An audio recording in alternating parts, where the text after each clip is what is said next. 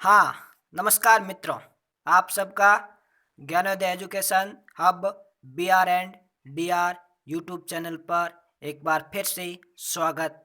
नमस्कार मित्रों, आगामी रीट भर्ती 2020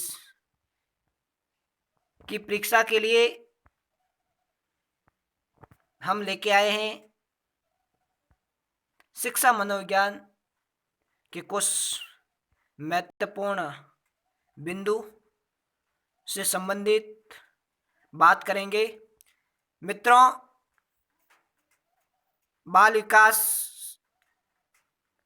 कहने का मतलब है शिक्षा मनोविज्ञान साइकोलॉजी का रीट भर्ती परीक्षा में बहुत बड़ा रोल है, बहुत बड़ी भूमिका है, क्योंकि इनसे संबंधित हमारी परीक्षा में 30 प्रश्न आते हैं जो एक विद्यार्थी के लिए सिलेक्शन देने में मुख्य भूमिका निभाते हैं। और ये विषय का बहुत योगदान है। तो मित्रों, आज अपन शिक्षा मनोविज्ञान का एक बिंदु के ऊपर बात करेंगे। एनसीएफ 2005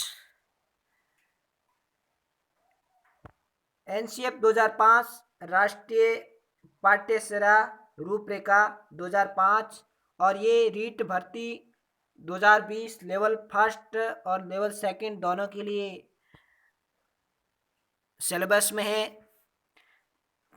और इससे संबंधित परीक्षा के अंदर क्वेश्चन पूछे जाते हैं। तो ये बहुत महत्वपूर्ण टॉपिक हैं, तो इसके ऊपर अपन विस्तार से आज बात करेंगे। राष्ट्रीय पाठ्यचर्या 2005 एनसीएफ राष्ट्रीय पाठ्यचर्या रूपरेखा 2005 इसका पूरा नाम है। और इसके बारे में बात करने से पहले हम जानेंगे कि इससे पहले हमारे देश भारत के अंदर शिक्षा नीति में सुधार के लिए क्या क्या प्रयास किए, तो उसके बारे में भी अपन ज़रूर जानेंगे। तो भारत में शिक्षा नीति, भारत में पहली राष्ट्रीय शिक्षा नीति 1968 में लागू हुई और दूसरी भारत में शिक्षा नीति 1986 में लागू हुई।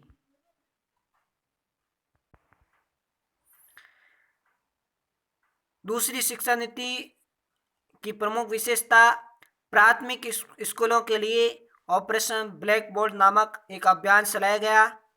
इस शिक्षा नीति में दुरुस्त शिक्षा का प्रसार हुआ तथा इसी के तहत इंदिरा गांधी विश्वविद्यालय की स्थापना की गई।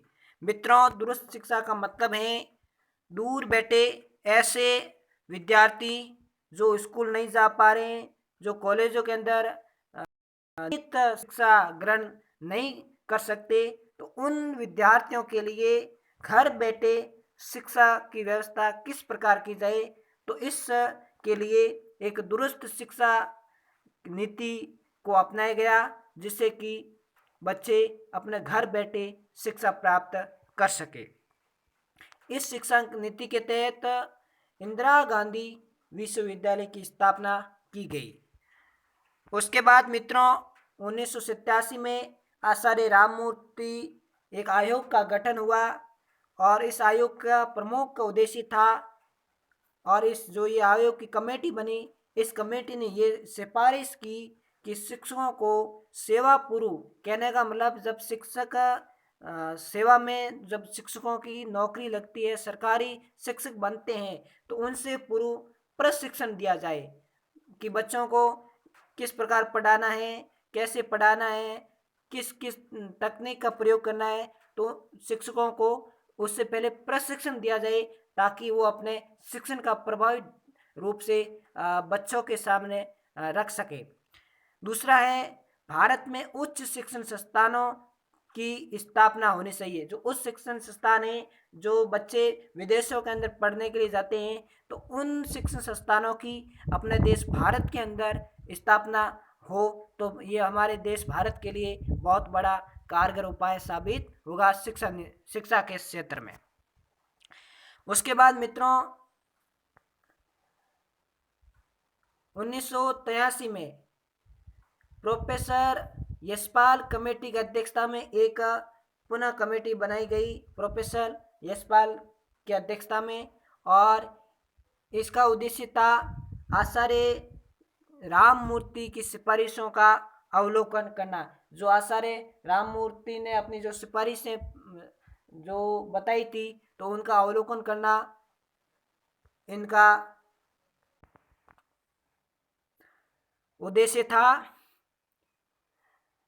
और फिर इस कमेटी ने क्या सिफारिशें सरकार के सामने प्रस्तुत की, तो पहला सिफारिशें इस कमेटी ने आचार्य राममूर्ति कमेटी की सिफारिश को क्या कर लिया गया भाई, मान लिया गया। क्या कर लिया गया, मान लिया गया।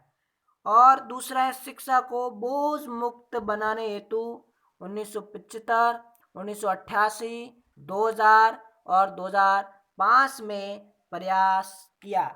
जो कहने का मतलब है कि एनसीएफ 2005 आया था, उससे पहले भारत के अंदर शिक्षा के क्षेत्र में सुधार करने के लिए कौन कब कब प्रयास किए गए, तो ये प्रयास किए गए थे।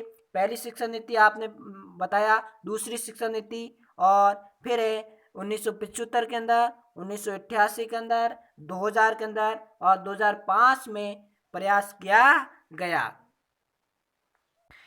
मित्रों बात करते हैं जिस प्रकार से प्रोफेसर यशपाल कमेटी और राममूर्ति कमेटी ने सिफारिशें दी थी कि भाई शिक्षा को बोझ मुक्त होना चाहिए।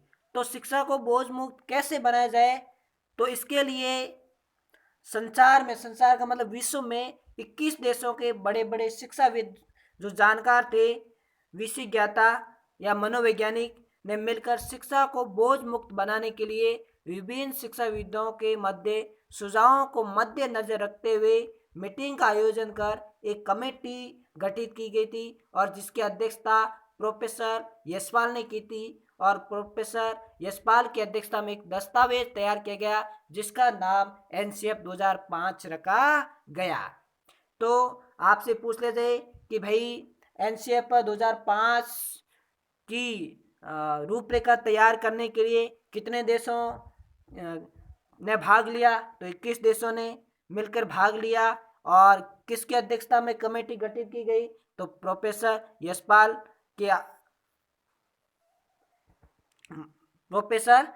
की अध्यक्षता में कमेटी गठित की गई। और इस दस्तावेज एनसीएफ 2005 की जिम्मेदारी एनसीईआरटी को दी गई, जिसके तत्कालीन अध्यक्ष कृष्ण मेनन ने इसे आगे बढ़ाया। तो अध्यक्षता किसने की, प्रोफेसर यशपाल ने। और किसके निर्देशन में ये काम किया, तो कृष्ण मेनन के निर्देशन में ये काम किया गया। तो अध्यक्षता प्रोफेसर यशपाल ने की थी। अध्यक्षता किसने की भाई, प्रोफेसर यशपाल जी ने। और किसके निर्देशन में, कृष्ण मेनन के निर्देशन में।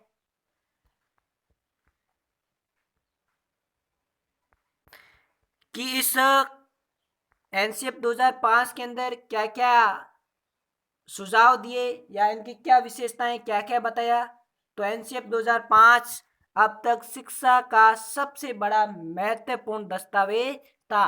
कहने का मतलब है भारत के अंदर जितनी भी शिक्षा की नीति बनी थी उनमें से एनसीएफ 2005 सबसे बड़ा दस्तावेज है। ज्ञान को स्कूल के अलावा बाहरी जीवन से जोड़ा जाए। कहने का मतलब है ज्ञान को स्कूल की सीमा के अंतर्गत नहीं रखना है, इसको बाहरी वातावरण, समाज, परिवेश आदि से जोड़ा जाए। और अगला है पढ़ाई को रटने की प्रवृत्ति से मुक्त किया जाए। पढ़ाई को रटने की प्रवृत्ति से मुक्त किया जाए, बल्कि बच्चों के अंदर समझने की और करके सीखने की प्रवृत्ति जागृत की जाए। उसके बाद पाठ्यचर्या पाठ्य पुस्तक केंद्रित न हो, पाठ्यसरा पाठ्य पुस्तक केंद्रित न हो बल्कि बालक केंद्रित हो। अगला है राष्ट्र के प्रति आस्थावान विद्यार्थी तैयार किया जाए। एनसीएफ 2005 कह रहे हैं कि हमें ऐसे विद्यार्थी तैयार करने हैं जो देश के लिए कैसे होना चाहिए, आस्थावान होना चाहिए, राष्ट्रभक्त होने चाहिए। अगला है कक्षा कक्ष को अन्य गतिविधियों से भी जोड़ा जाए। और अगला है शिक्षण सूत्रों का अधिक से अधिक प्रयोग हो, जैसे सूचना को ज्ञान मानने से बसे। अगला है विशाल पाठ्यक्रम में मोटी किताबें शिक्षा प्रणाली की असफलता का प्रतीक है। जो मोटी मोटी किताबें हैं इनको ऊपर क्या किया जाए, इसमें कमी की जाए। अगला है नैतिक मूल्यों को उपदेश देकर नहीं बल्कि वातावरण देकर समझाना चाहिए। बालक का जो नैतिक मूल्य है तो उनको उपदेशों के माध्यम से नहीं समझाना चाहिए बल्कि वातावरण देखकर उनको समझाना चाहिए। अगला है विद्यार्थियों की धारणा में शिक्षक बदलाव करे। अभिभावकों को सुझाव है कि छोटी उम्र में बालकों को निपुण बनाने की आशा न करें। बहुत अच्छा ये पॉइंट है साथियों, क्योंकि आजकल जो अभिभावक हैं वो सोचते हैं कि मेरा बच्चा छोटी उम्र में ही 2 साल में वो वर्णमाला सीख जाए, 100 तक गिनती सीख जाए या वो एकदम होशियार बालक हो जाए। तो इस प्रकार के जो अभिभावकों के अंदर जो प्रवृत्ति है वो प्रवृत्ति नहीं होनी चाहिए। अगला है बालक को स्कूल के बाहरी जीवन में तनाव मुक्त वातावरण प्रदान करें। स्कूल के जो बाहरी जीवन है, परिवार है, समाज है या आसपास का जो वातावरण है, तो उसके अंदर बालक को तनाव मुक्त वातावरण प्रदान करना चाहिए। आगे बात करेंगे और सुझावों के बारे में। तो मित्रों कक्षा कक्ष में अधिक शांति का नियम ठीक नहीं। खेल आनंद सामुदायिकता ही मानव के लिए रिकॉर्ड बनाने वो तोड़ने की बात को महत्व न दे। बच्चों की अभिव्यक्ति में मातृभाषा का स्थान महत्वपूर्ण होना चाहिए। मतलब कहने का मतलब है बच्चों को अगर अपन मातृभाषा में पढ़ाए तो बहुत श्रेष्ठ सार्थक होगा। अगला है बच्चों की अभिव्यक्ति में मातृभाषा का स्थान महत्वपूर्ण होना चाहिए। शिक्षक अधिगम परिस्थितियों में मातृभाषा का अधिक उपयोग करें। और अगला है पुस्तकालय में पुस्तक सुनने का अधिकार बालक को होना चाहिए, न कि शिक्षक या अभिभावक को। सजा और पुरस्कार की भावना को सीमित मात्रा में प्रयोग करना चाहिए। सजा और जो पुरस्कार है इसको कैसे सीमित मात्रा होनी चाहिए। ऐसी सजा न होनी चाहिए कि बालक उसे क्या है घृणा करने लग जाए। बच्चों के अनुभव व स्वर को प्राथमिकता देकर शिक्षा देनी चाहिए। और शिक्षक का समय समय पर प्रशिक्षण होना चाहिए। बच्चों का प्रशिक्षण तो होता ही है, मूल्यांकन होता है, लेकिन उसके साथ साथ शिक्षकों का भी समय समय पर क्या होना चाहिए भाई, उनका भी मूल्यांकन होना, यार कहने का मतलब है प्रशिक्षण होना चाहिए तथा उनका मापन और मूल्यांकन होना चाहिए। शिक्षक को नवाचारी शिक्षा से अवगत कराया जाना चाहिए जिससे कि वो ज्ञान में वृद्धि कर सके। कहने का मतलब है शिक्षक को बच्चों को नए नए प्रकार से ज्ञान के बारे में उनको अवगत कराना चाहिए बच्चों को, जिससे कि वो अपने ज्ञान में वृद्धि कर सके। ये थे एनसीएफ 2005 के सुझाव या सिफारिश। अब मित्रों अपन बात करेंगे विषय संबंधित ज्ञान। तो सबसे पहले बात करते हैं गणित विषय का। तो गणित विषय में प्रारंभिक स्तर पर बालक को गणितज्ञ नहीं बनाना चाहिए। कहने का मतलब है कि शुरुआत में बच्चे को गणितज्ञ नहीं बनाना चाहिए, इतना बोझ बच्चे के ऊपर नहीं डालना चाहिए।